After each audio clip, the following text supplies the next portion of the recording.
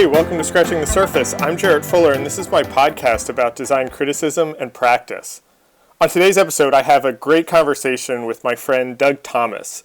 Doug is a designer, historian, writer, and teacher. His new book, Use Futura, just came out yesterday and is this really wonderful cultural history of Futura that looks at the enduring influence of that typeface in everything from Stanley Kubrick and Wes Anderson to Field Notes and Nike.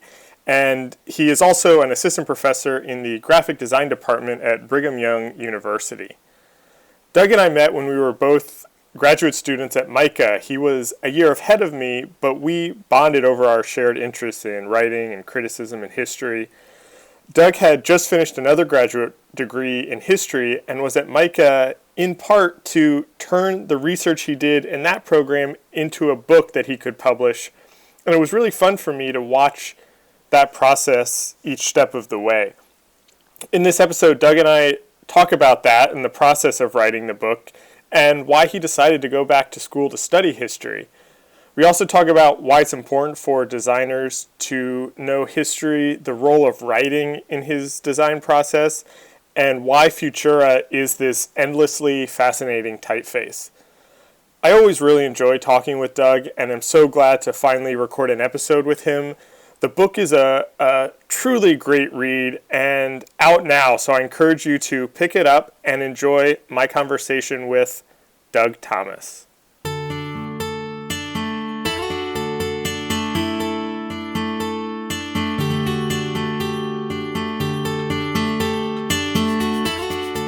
I was thinking about this. I was kind of planning the things that I wanted to talk to you about, and we've been friends for a couple years now, but I don't fully know all the pieces of your background of kind of where your interest in design came from, and then specifically where the history part came in. And so I wanted to start there, and let's start with the design part, because you studied graphic design in undergrad, right?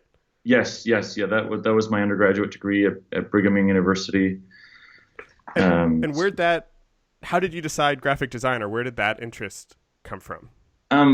So I think in some ways I've always been interested in graphic design. I just didn't know that's what it was called. Right. And I'm probably like many design students in that regard. But I guess I was lucky in high school to have a art teacher that said, you know what? The kind of art you're doing is probably a little bit more like graphic design. You should really maybe consider that. In fact, he invited me during my senior year to participate in the yearbook.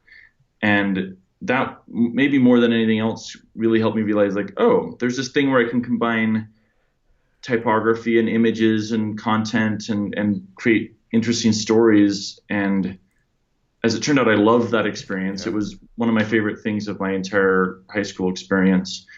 And so I was kind of enthusiastic once I got to college to start doing graphic design proper. And so when you were in school, were you thinking, that you wanted to be a kind of practicing graphic designer? Was that kind of the goal? Yeah. I think the other thing that happened maybe around my senior year in high school as well, I got to job shadow a local graphic designer for a day to see what they were doing. And it just was so intriguing to see how someone could turn visual ideas and art into commercial products, whether it be, CD album covers, which were big in the late 90s and, early right. 2000s, yeah. or even like kind of the early website designs that were just starting to crop up. Those things were just kind of amazing to me. And so, yeah, I just imagined this would be a way that I could have a great job and continue to do art and create my own artwork and design through my life. So I don't want to,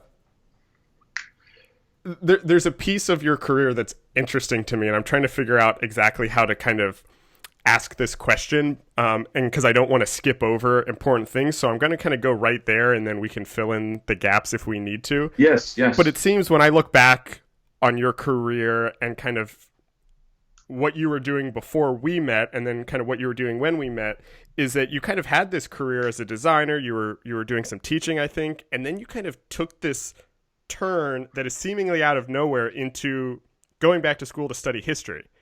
That's right. So I guess my question is just why and how? Well, so I guess I had this sort of bug in my ear about history from a professor that I had in my undergraduate Okay. experience, where I just happened to meet him because I designed a poster for one of his I guess a play that he was really interested in. That he was a German history professor. I designed this poster for Nathan the Wise, which is a great German play. Okay. He loved the design, and so he said, "Hey, can we talk about it?" And I thought he was just gonna maybe sing the praises of the poster or something, which he did. But then he said, "Actually, you should really audit my history of ideas class because there's a lot of these deeper things that are going on in your poster that relate to big ideas." And I said, "Oh, sure, why not? I'll do that." I was working full time at the time, but I was still connected to campus enough that I could audit a class. And as I went through the class, I realized like there was this bigger conversation about the way that something like a design artifact would connect to big ideas Right. of philosophy and political science and of economics and just culture in general. And I thought, wow, that's really amazing. I don't know if I want to just keep my design into this little channel of just being a commercial designer. I want to be able to be part of this larger conversation. And so all throughout this, I had this interest in still being a designer, but I also wanted to connect it to these bigger ideas. And so this professor, Paul Carey is his name. He was a professor here at Brigham Young University, but then he's actually now at Oxford University. He encouraged me to just keep developing this skill of looking at ideas more holistically, and in fact mentored me a little bit in history, such that I could prepare to go to the University of Chicago and actually study history proper. Okay. Um, and the one thing that was great about that, though, was that throughout all of this, I still had this deep interest in design. So it wasn't like I was just jettisoning design. But the thing that I discovered is that there were really no sort of design criticism programs or design history programs, at least in this country. I think Yeah. there's a few in England and the Netherlands that have started to crop up. So you were interested specifically in design history. This you were not kind of it was not history in general or history of some kind of other. You definitely still had this kind of design lens that you were looking through. Yes, yes. I mean, I Okay. wasn't sure. I wasn't sure how tight to focus that, right? Like, I was interested in bigger history questions. I mean, I'm a history nut in general. I Okay. love those bigger questions, and I wasn't sure if I got into this history field, would I just go straight into maybe doing other things like material history or cultural history or even just European history in general. Yeah. Um, but at the same time, I was interested in how that intersected with design. So one of my first projects in history was actually studying censorship, Mm. just because so many artifacts in 20th century design history, especially in Germany and Russia, or East Germany, I should say, and Russia and parts of the Eastern Bloc, were created in conditions of heavy censorship, and that sort of mediating factor was really interesting to me.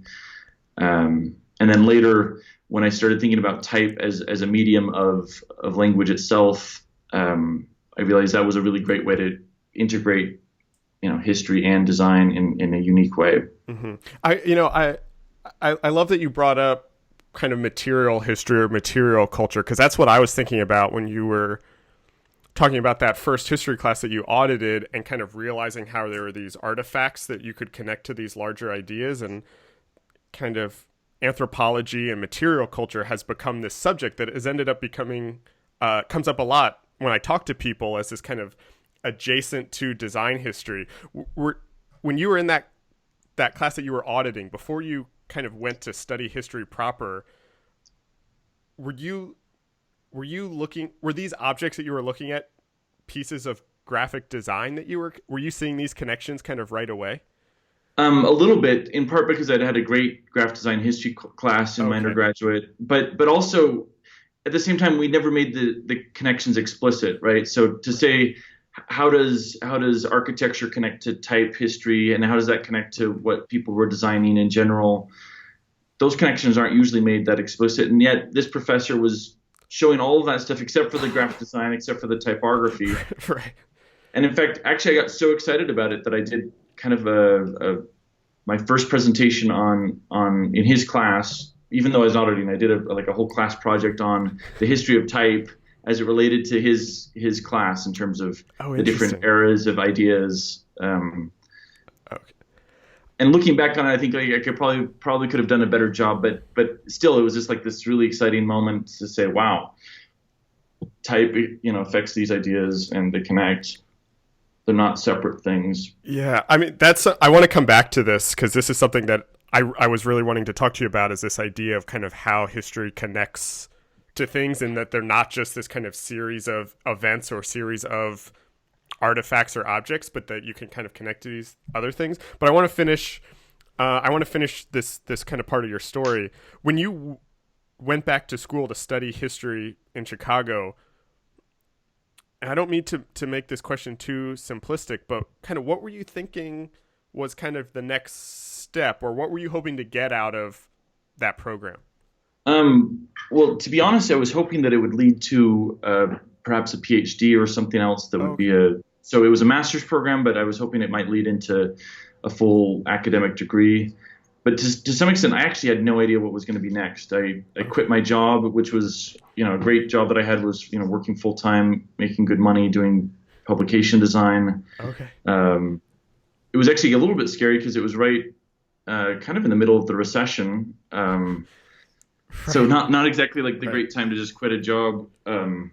But yeah, so I thought I was going, moving away to Chicago, and I had no idea what was going to happen next. I just knew I really was so passionate about studying ideas in greater depth that I just felt like I had to do it. Was it, again, this question is going to sound overly simplified, but was it hard to bring in your graphic design training or background, or your interest in design history, into a general history program? Yes and no. So in some of the classes, it was a little hard because they were expecting just more standard historical research on kind of general topics. This was some of my first history classes. Some of the classes I took were a little bit more like a survey course. But I really lucked into taking a contemporary European history class from a professor there at University of Chicago. And the nice thing is he's from Germany, and so maybe just because Germans love design maybe more than Americans do, he just latched onto the topic pretty quickly. Okay. And he just he loved what I was doing, and that really kind of his encouragement, even though he wasn't necessarily a designer or even a type designer or knew a lot about the history of design, he was enthusiastic about me exploring that as a way to talk about culture. Right. So we're now, this is where it gets hard for me as an interviewer, because we're now at the point of your history where I know kind of what happens next, but I want to kind of fill in the blanks for the listeners a little bit. Because I know that when you were there is when you discovered kind of that Futura had this really rich history, or this kind of interesting history that you were not aware of, or just, kind of set up where the interest in Futura, because that's obviously where this story is headed. Yeah. So the first thing, I guess, I was in this contemporary European history class, and we were thinking, I was trying to think, what can I research and write about over a course of a year that would be interesting about this? And I thought, well, I could start talking about typefaces and maybe how they were integrated into America, because there are these fantastic European artifacts of design, right, that have basically conquered the world. And the documentary Helvetica had come out a few years before, and I thought, well, that maybe that's a starting point. But I also thought, well, that's kind of been done, and I don't want to just rehash the history of Helvetica. So I thought, well, maybe there's something else, but I didn't know what that was going to be until I was at the kind of in the archives of the University of Chicago, and came across a document they had been written in the 1920s saying, hey, you didn't go wrong on modernism if you listened to, or, if you followed the inland printer. And it was funny to read this because it seems so newsy and so much like all the blog topics that we have today, right? It could have been a Design Observer thing. Right, it could have been a brand new, could have been something by Cameron Muller, something like, hey, I helped you around this big problem of modernism. Right. You could have inserted, responsive design. You could have inserted mobile phones, web, whatever the new topic is. Modernism was it in the 1920s. Right. And then as I read it, I specifically realized they were not just talking about modernism in general, but they were talking about typefaces. And Futura was one of these typefaces that for them represented, the evils or the ills of modernism in some regards. And I thought, wow, I always thought Futura was just this amazing, beautiful thing that everyone wanted. I didn't know that some Americans were hesitant about it or that they were trying to stand off from it. Mm-hmm. And so I guess realizing that it was a contested history and in this case, one that as graphic designers, we've only been presented with the tales of the victors and of the kind of the triumph of modernism in that sense. We've never been told who were opposing that movement, who were thinking about other alternatives, really got me interested in saying, oh, there's a whole thing that I could explore here. So I think this is interesting because I've talked to a couple kind of design historians, people like Teal Triggs, who's kind of, rooted in history. But I think this is interesting because you then discovered this is a topic that I can't really ask a lot of other people that I've talked to before, and that you kind of discovered this curious thing in the archives and then realized that this is the thing that you were going to spend the next couple years of your life devoted to. So I kind of want to walk through that process a little bit, in that you kind of realized that this was this potentially fruitful topic. What's next? Like, what do you do after that? How do you start to pick apart that history? Well, I guess I also lucked out in some of these old trade journals, discovering that there were some very passionate editors that wrote about typefaces very specifically. In fact, I even came across one editor who would do this. I think he called it first the tally of types, and he would count the number of times a typeface had been used in advertisements every month. Yeah. And he'd pick some of the most popular ones, like Vanity Fair or I don't know, other magazines, and he'd say, which typefaces are hot this month. And oh, interesting. And I mean, I guess sort of like the most popular fonts on my fonts of its day. But what was amazing to me was that you could then, with very simple numerical kind of counting, understand when a typeface had really hit the mainstream, and at least in advertising, right.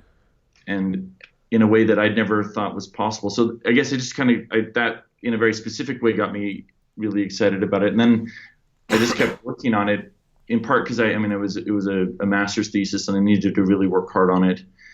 But the more I read and the more I discovered, I just realized there was a lot more there. And after I finished the research that one year, to some extent I thought maybe I'd put it away. I'd gotten a job working as a designer again. Okay. So I wasn't sure what was actually going to happen next in terms of the project. But in the back of my mind, I had this professor who said, actually, this is really good. You should, it's not ready for publication right now, but you should really develop it into something because it's highly original. It's unique. It's not the kind of thing we've seen before.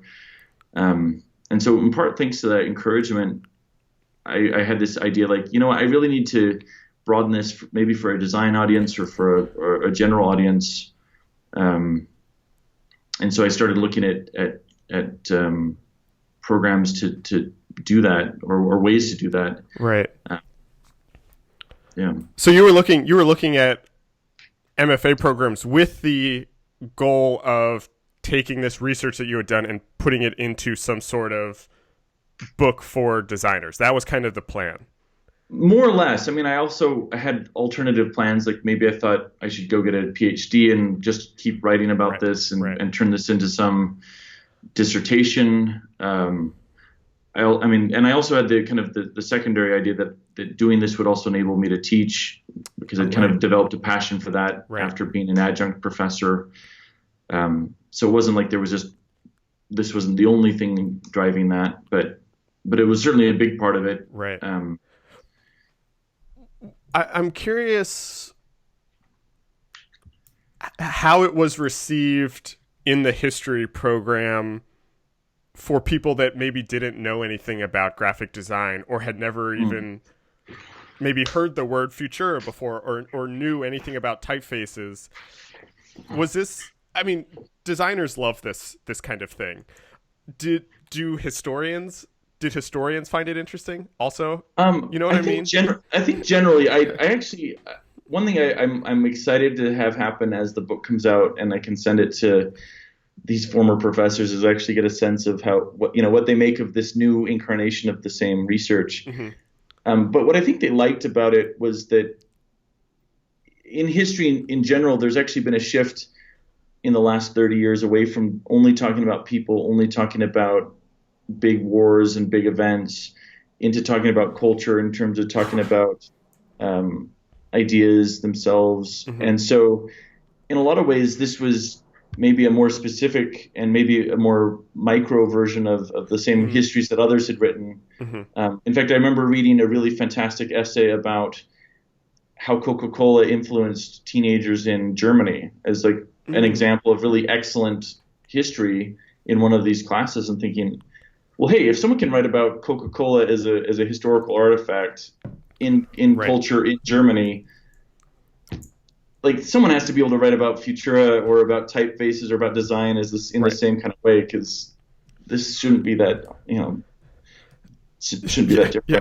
But so before we get to your time at MICA and kind of turning the book into a more, I don't know, commercial project, I guess, for lack of a better phrase, what is it? I feel like this is something that we should talk about specifically is, what is it about Futura and Futura's history that makes it so interesting for someone who has not read your book yet? Because, there are, and the reason I ask this, and I'm playing a little bit devil's advocate, because I know some of the answer, but, there are hundreds of typefaces, and, let's be honest, not all of them have as interesting a history or as much an influence as Futura does. Can you kind of sum up, I know this is in the book, sum up kind of why this specific typeface is so rich and interesting? Yeah. So I think a couple things about why Futura. Okay.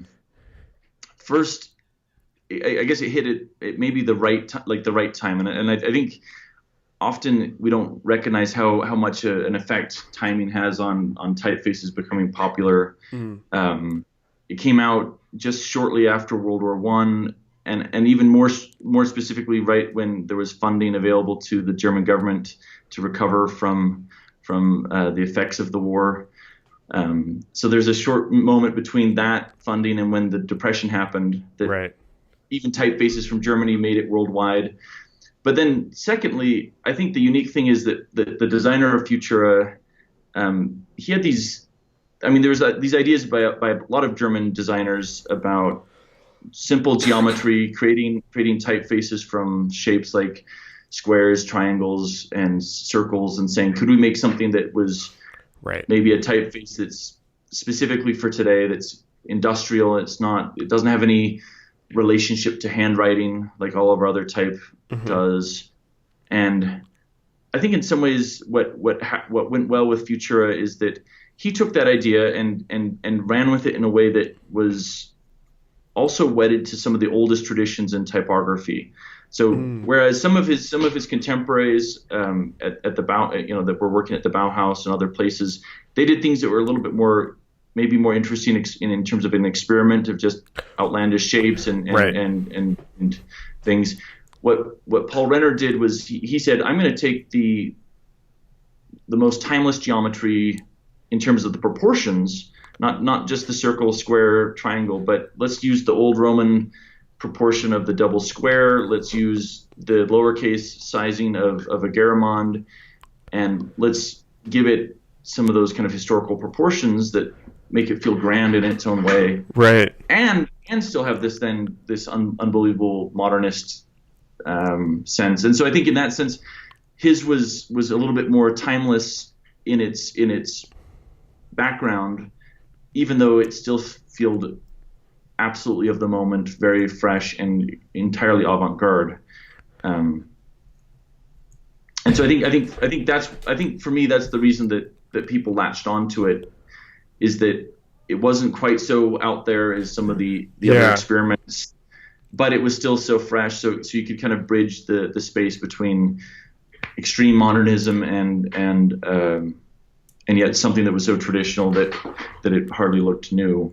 I mean, maybe this is a good time to start talking about kind of this idea of history as kind of being this kind of series of artifacts versus these kind of lenses of which to talk about these kind of bigger, larger ideas. Because to me, that's what's so interesting about the book and what makes your book so interesting. And I remember very clearly the first time we met and you said that you were writing a book about Futura, and I remember thinking, that sounds interesting, but it also sounds like it could be kind of boring. Like, how interesting is this history going to actually be? And the book, I think, is endlessly fascinating because of that history, but also because you use it to talk about things that you kind of go beyond Futura also. You use the book to talk about how branding works. You use it to talk about kind of counterculture and how corporations can co-opt the aesthetics of counterculture, or you talk about politics. And so then this single typeface becomes this almost nucleus for you to talk about design history more broadly, in all these kind of various avenues. Was that a kind of conscious decision, or how did you start thinking about that? It was a very conscious decision, in part because, so even though there was all this research I'd done at University of Chicago and wanting to just do a straight history of how Futura became popular, mm-hmm. I also had this kind of question in the back of my mind coming from my undergraduate days, which was when I was told by a professor to actually not use Futura in my work, to literally never use Futura, and being caught up with this contradiction of, why would professors tell you to not do this when it's all over the history books? It's been, and even if you're looking at contemporary designers, oftentimes some of the best designers are using Futura, and you're thinking, why is my professor saying I can't do this when all these other great people are? Right. And so that contradiction started to kind of burn in my mind. But I also realized that as I was teaching classes, that this was a question that wasn't just something that was, my question alone. Almost every student I've ever taught has this burning question, like, what makes a good typeface appropriate for this certain situation? And how can I know when it's appropriate and when it's not? And in some ways, it's a really hard question, because there's no simple like formula. And if you try to apply the formulas of 20 or 30 years ago of what, this is this typeface for this exact thing, you create pretty boring work. So what I realized is that if I wanted to tell this story and actually make it relevant to current students and to current designers, I was really telling this story about how type becomes its own language. Yeah. Right? That a typeface is not just, it morphs from being just a simple artifact that was used, maybe by a handful of avant-garde designers, into being a larger language that can be both about how it's used, but why it was used, and then someone else takes it and runs with it in a different way, and you have to talk about why they did that too, and how that then changes the conversation. And in that sense, Futura became a perfect story, because there's very few typefaces, maybe Helvetica is another, and maybe there's a handful of others that became so popular that there was really a global conversation about around this typeface. even though maybe people weren't realizing it was happening. I mean, I love that, and that's what I think is so. That's what I thought made the book so interesting. I don't mean to just keep talking about how interesting the book is, but that it's something that I've found myself thinking about since reading it, because spending 200 pages kind of reading about Futura, suddenly everywhere I look, there it is, in places that I had, streets that I've walked on every day. I kind of never registered, but this question about kind of appropriateness and how typefaces come to represent things. What was interesting to me is how Futura represents today in 2017 can both still represent kind of the future and the past. We think of it in 2001: A Space Odyssey, which still seems futuristic, and it's on the moon, but it's also on field notes, and then it's in Barbara Kruger's work, and it's on Nike ads, and it's just this thing that can represent everything. So how do you even then pick apart when it's appropriate or when it's not, when it's so pervasive like that? Yeah, that's a great question, and I think to some extent it's difficult because obviously there are people that use Futura without any knowledge of why and how the history happened. Right. And sometimes it can be really great, and I think design does function on a formal level enough that you could say the composition was good or their spacing and kerning was good. But for me, what became interesting was when I actually started digging into the stories, was realizing that that's actually not how it was working in most of the really successful cases.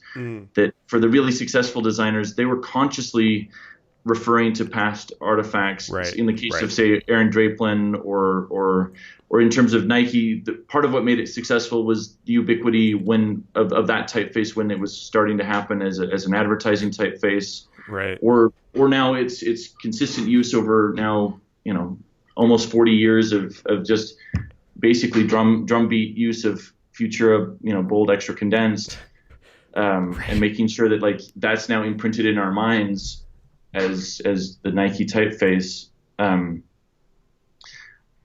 Realizing that really the best designers are the ones who are most adept at picking apart those conversations as they've happened in the past, and not just saying, oh, it's everywhere and so I can use it any way I want, but actually picking apart the nuance. Because as it turns out, even though Futura is used in high and low places, right, it can be used for high-end fashion brands and also low-end supermarkets and big box stores. Right.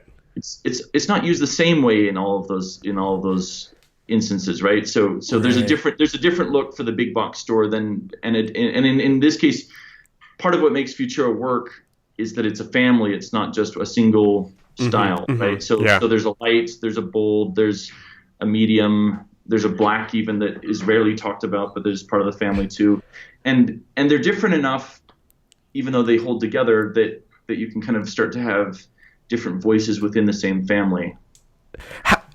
Something I wanted to ask you, and this leads right into it perfectly, is I'm gonna. This is a two-part question. I'm kind of asking personally in your own experience, and then also a little more generally. I was really curious how studying history, and both history of Futura, but then just being in a history program, what if you found that brought anything new to your design practice or changed how you thought about design? And then the second part of the question is a little more broadly of just kind of the general value that you see, and you started touching on this a little bit, in knowing the history of these things for designers working today. What is the value of kind of knowing and understanding design history? What a great question. I think maybe I'll answer your second. Well, maybe I'll start with your first part of your question. With the value, I guess what I found in doing a kind of a traditional history program was that at first I thought maybe coming into that the history of design or typography would be this really out there, eccentric way of looking at history. But what I discovered was that historians are asking interesting and unique questions across the board. So in my cohort of fellow students, they were all asking really interesting questions in terms of history of sexuality or history of economics or history of all sorts of even subcultures within larger national groups. And I thought, oh, if there are space for these stories, there's a lot of interesting space for talking about typography. But one thing that I guess helped me about the study of history specifically, and I think is a useful tool for designers that I think we do practice, but we're maybe not as formal about it. And that is, I think historians traditionally have been very good at looking at original documents, right? So let's go back to the archives. Let's go back to what was done originally and trying to understand what happened when that first came out in its context. Right. And let's tell a story about that original context and how that's developed. And a lot of the best designers I know have massive libraries where they have their history books in essence, right? They might not call it their history library, but it is a history library. Right. You go to a lot of places. I mean, Brian Collins has an incredible library. I think Pentagram has an incredible library. Like a lot of these great studios have incredible libraries. Yeah. Or if and most of the type designers do too. If you go to Jonathan Heffler or Tobias Frere Jones, they all have incredible libraries. Right. And I think one thing that designers who are practicing and doing interesting design realize that all design is a remixture, is a recontextualization. And if you understand where it came from, it doesn't actually stifle your work. It actually helps you make new combinations in informed ways so that it's not just derivative. Right. Because I think and this is, I think, one thing that I know was hard for me to admit when I was a young artist even, and this is actually kind of funny to admit, I didn't want to take an art class until probably middle school, even though I probably should have, because I thought if I took an art class that I would be taking orders from someone else and I wouldn't be able to create original work. Right. And which is now I look back on it and think, how did I even think that? Because actually there's a great artist from back in the 1800s who wrote about this idea that you actually can't be original if you haven't studied other people's work. Right. And right. Because his basic idea is that there are other people that have had better ideas and are a lot smarter than you are that have arrived at your solution. And if you don't inform yourself with their work, you're going to just come to that same solution and think you're the most brilliant person in the world. Right. Yeah. And suddenly you've just discovered that you came up with an idea that someone came up with 200 years ago or 1,000 years ago, and you're really not that original. Yeah. And I think true originality is the person that acknowledges that, but then can bring some new aspect to it because of their personality and their interest, but not just say like, I invented, the sandwich or something that has been around forever.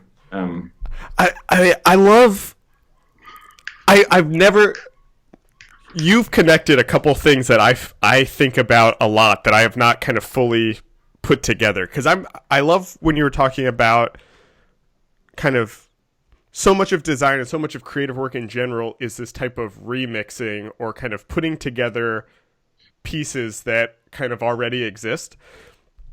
And I always like to use I read a lot and think a lot about collage as an art form, and I've come to see kind of all graphic design as this type of collage of kind of taking all these pre-existing parts and putting them together.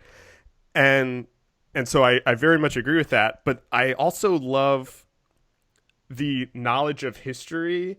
I hadn't fully thought about the value of studying the history of these things, because then it gives you this kind of added dimension to put things together in ways that you otherwise wouldn't be able to connect, or to see two different parts from two different points in history that you could kind of put together. And it allows you to take those pieces and push them forward. And so it's not just recycling trends, but it's taking things, and that's where progress happens. Yeah. Yeah, I think that's a really. I love how you've just stated that. I think progress does come through recombining new idea, recombining the old with the new, and but I think the better you're able to inform yourself about where that came from. Sometimes you can come up with new solutions that are really fantastic. Because I mean, for example, looking even at Futura as a design artifact, you realize that it was trying to solve specific problems, right. and also solving specific needs in the market. And even if you were to come up with a different design, you could come up with designs today that would look different than Futura, but solve some of the same problems right. that say Paul Renner was trying to solve back in the day. Or you could say, hey, I understand why a company like Volkswagen would want to clothe its advertising in Futura. Maybe today, in today's context, Futura is the wrong typeface to do the exact same thing. But that understanding of why they've done that suddenly opens up questions of, if I was wanting to make that same feeling today, how would I go about that? And I think that's the real value of design history, is that you can start to tease out the why and not just the final output. I love that. I love that. That's so great. I wanna shift topics a little bit, because something that I'm really interested in, and because I kind of watched you go through a little bit of this process, but that something I'm very interested in is this idea of audience and kind of who design writing is for. And you took this very academic kind of research paper that you wrote and have turned it into a book that's very accessible for designers. That is not, all your research and the academic rigor is still there, but it's very easy to read. It's very friendly. It's very approachable. I'm very interested in what that process was like for you, kind of figuring out, both as a historian, or, as a designer, as a writer, what was that kind of editing process like, and how did you kind of think about working through those problems? That's a great question. So I think for me, a lot of that transformation occurred thanks to the program at MICA. So I'll give a couple just shout outs to Ellen Lupton, who is one of the co-directors of that program, along with Jennifer Cole Phillips. But also the fact that they've been deeply committed to this idea of design writing for a long time, and really trying to tell stories. And so, in fact, I'll also plug just for a second, even though this is, I guess, ostensibly about my own book. Ellen has a book about design design as storytelling. I think it is the title, that's coming out. So if you want to learn what I learned from her, maybe read some of her book. But I love it. But the other thing I should say about this is that one of the things I learned in this class, and one deep commitment that I think Mike has had with some of the people they've hired, they had Elizabeth Dickinson, and I think now Abe Berkson has been doing this, and David Barringer, is they've hired great journalists who are interested in telling stories. Right. And I guess what I learned at MICA that I didn't maybe fully understand when I was at Chicago, and I might have gotten there perhaps if I'd continued, but it's just that stories are a little bit different to tell than just academic recitation of the facts. And I think the best academics do this in their writing. So I'm not trying to say that this is something that's separate from academic writing, but sometimes it can get very easy as an academic to say, I need to make sure I set down the facts, the truth, and then lose sight of the fact that there are details that are interesting, and what starts to make that interesting are the kinds of things that you see and smell, or the ways that you would feel, and even though it sometimes, I know there's a lot of talk around stories as being maybe fictional versus fact, the fact. Right. I think in a way stories are helpful because they're actually the way that we process information. And if we tell things in just a cold, these are the facts only, we're actually missing out on what's actually happening as well, right? There was emotion there. There was sights and smells and ways in which people were processing this in a deeper way. And so I think to that end, I think good storytelling is an essential part of history in itself, actually. I remember when you were kind of presenting on the book, when you had kind of finished your MFA, you made a comment in your thesis presentation about how you had never considered yourself a writer really until you kind of were in that program and really started kind of editing this into a book of stories, I guess you could say. Did that, I don't know if I have a question there other than like, I would love for you to kind of elaborate on that, kind of really thinking about, a lot of the research was there and now it was just about crafting these stories. What was that like, and how does that kind of relate to your interests in design and history now, thinking about yourself as a writer? As a writer, yeah, such a great question. Yeah, I think it was unique just to realize that as much interesting facts that I could. I mean, part of what really came out of this was the learning process of writing drafts and handing them off to people at school and saying, "Is this interesting?" And sometimes people would say yes, and sometimes people would say, "No, not really. This isn't quite there yet." And what I discovered was that even if I had all the best information there, unless I found interesting leads, if I found unique ways of telling the story, that people just didn't care. They didn't get at the bigger ideas. They would kind of glance over them. And so what became the hardest part of the book was actually, I mean, there was a lot of research, and actually one of the things that I should also add is that while I was at Mike, I continued to do a lot of research. So it wasn't just that I took what I'd done at Chicago and reformatted it. I basically had to start from scratch, because once I realized that I was going to make this book a book of essays or stories, I had to start over and find new leads and find new angles on each of the stories. So even though I had kind of a broad outline of maybe some of the things that I wanted to cover, some of the chapters were completely started and new without any information that I'd researched before. Oh, interesting. Because I didn't realize that. Like certain things that I only discovered while I was there. In fact, one of my favorite chapters is actually one that has, maybe it's ironic to talk about this in the writing process, but it was essential to the writing process, was Ellen encouraged me to do a photo essay as a way to just explore and like document every instance of Futura that I could find. Yeah. And that ironically became a very important part of the writing process, even though I also included it as just a photo essay in the book, because I realized that just going out and observing things and being able to describe how they looked and how they felt in the lived environment was a big part of talking about it. Yeah.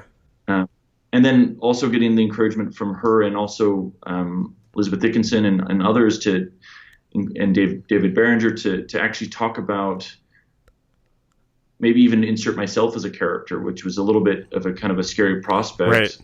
Right. But in some cases to say, what's my relationship to Futura personally, not just in terms of designers generally, not just in terms of the historical moments, but me as as my own person, and realizing that in some ways that made it far more relatable to read, and actually even in some ways more universal, because typefaces are very personal things. We're reading the story of our lives in typefaces, and as such, it's hard to kind of separate them from that just visceral personal experience. Yeah, that's so interesting. I have we're headed into kind of the final part of we're starting to get short on time, so I kind of want to ask you a series of questions that some of them are kind of specific to what we're talking about, and then some are the questions that I ask all of my guests. But I'm curious kind of how this book and this process has it changed how you thought about your work and kind of what you're going to be doing next, and kind of, like I guess what I'm asking is, did this kind of change your career at all? And not in like, this big, I've written a book, but do you want to do more historical things? Did it change the type of design work that you do? Did it change your process? Did it change how you teach? Just how did it change you and your work? Yeah. What a great question.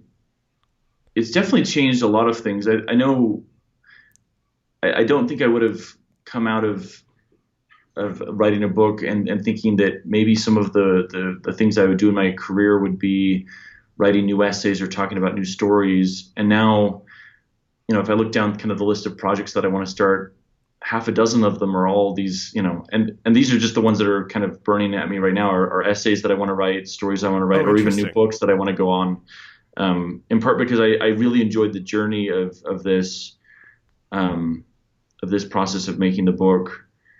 And also I should say it was in addition to writing, it was also a really fun experience to design the book because I got to do the whole design as well. And so having that kind of complete experience of designing, writing, and editing the book kind of has whetted my appetite to do it again. Oh, nice. But it's also, I think, affected my teaching in the sense that, I guess, in the sense that it was impossible to separate my teaching, my research, and my design as it was being produced, and it's been impossible to separate it afterwards. Because so many of the questions that were interesting to me about writing the book emerged in the classroom setting as I was teaching. And what's been great is to see then how I've been able to then transform them. I'm excited to be able to use chapters in future classes.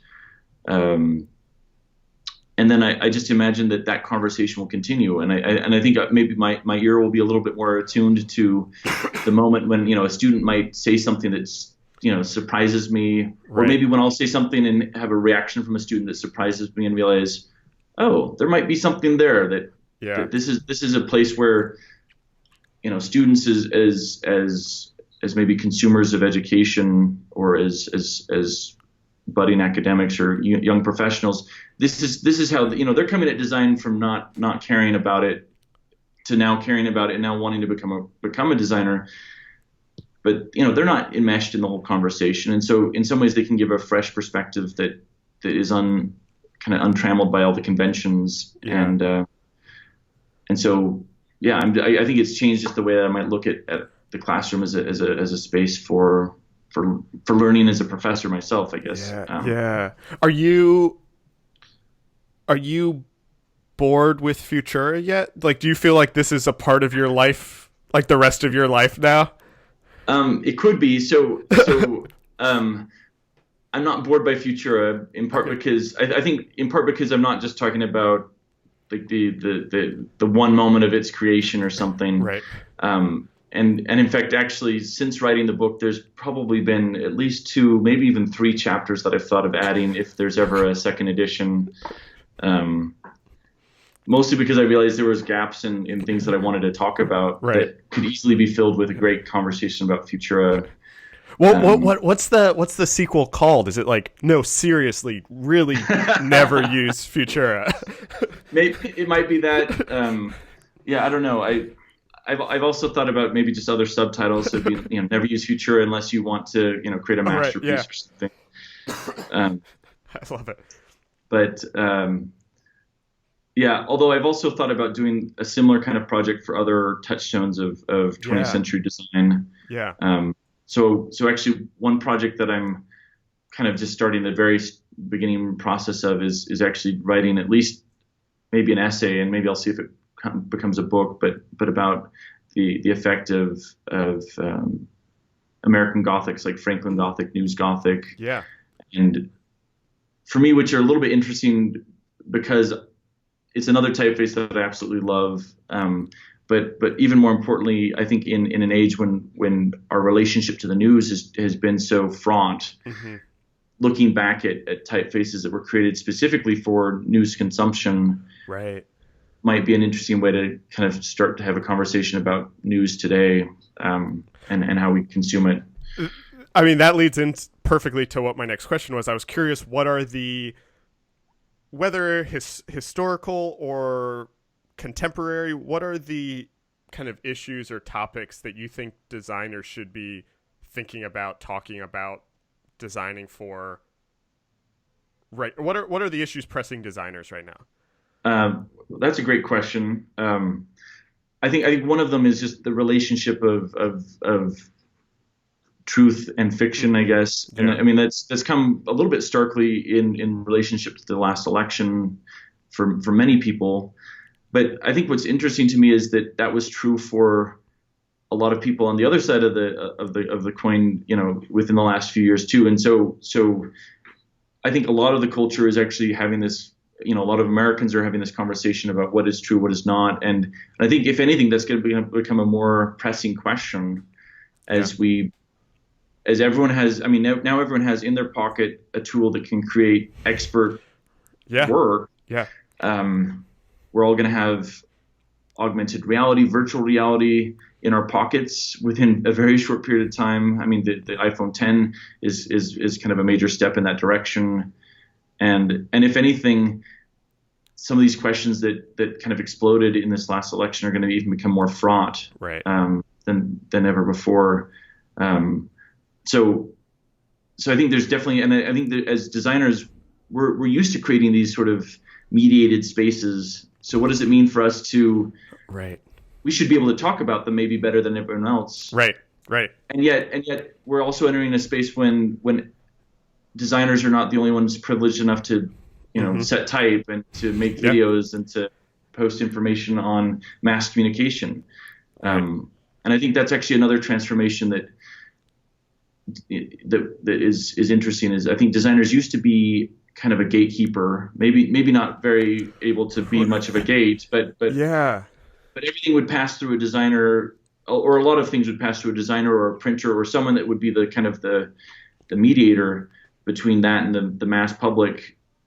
And even if there wasn't a lot of maybe censorship or changes to that information as it's going out, there was still someone was typesetting it, someone was putting it into a format, someone was editing it. Right. And a lot of that's changed, right? Yeah. Now everyone's a designer, everyone's a writer, everyone's their own TV producer of their own kind of miniseries. And I think those questions are ones that designers and actually the society at large is going to have to grapple with for quite some time. Yeah, I love that. My last question is I would love to hear kind of who the writers, the historians, the design writers who have really kind of influenced you and the way you've thought about your work and all of these things, or the ones that you would kind of say these are the people you should be reading, looking at. So I will say the one that kind of really influenced this book specifically was actually Paul Shaw, who's a writer and historian in New York City. He wrote a fantastic book about Helvetica and the New York subway. That was maybe a little bit more specific on one instance of a typeface being appropriated for a whole system, but still was one of the things that just blew my mind, that hey, you could really dig in deep and talk about the influence of a single typeface on the way it functions in society. I'd also have to say that Christopher Burke, who's a historian writing in England, his work, I mean, he wrote the first biography the first major biography. I shouldn't say there's been other shorter ones before, but his was the best biography of Paul Renner.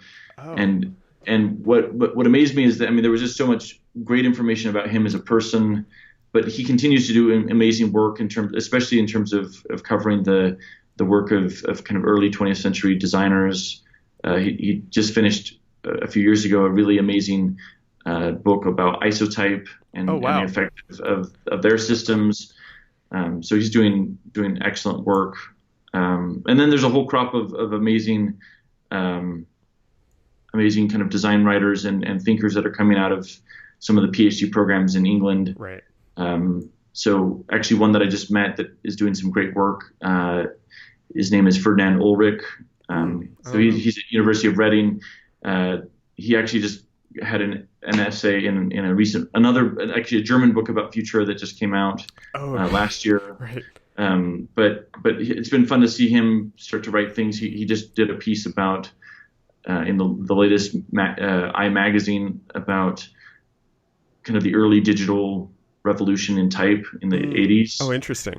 And it's fantastic because it's a period of time that I think has been overlooked a little bit in history writing, because when it happened, people were just writing about it as a technical thing that was going on. Right. And we're just now maybe entering in a period it's far enough away that we can start to contextualize it and say, this is why it's important. Right. So,